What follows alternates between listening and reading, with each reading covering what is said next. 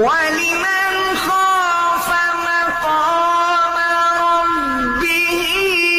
جنتان فبأي آلاء ربكما تكذبان ذواتا أفنان فبأي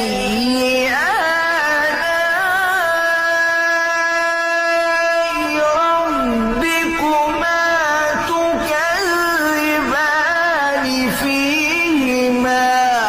عينان تجريان فبأي آلاء ربكما لم يلد ولم يولد ولم يكن له كفوا أحد بسم الله الرحمن الرحيم قل أعوذ برب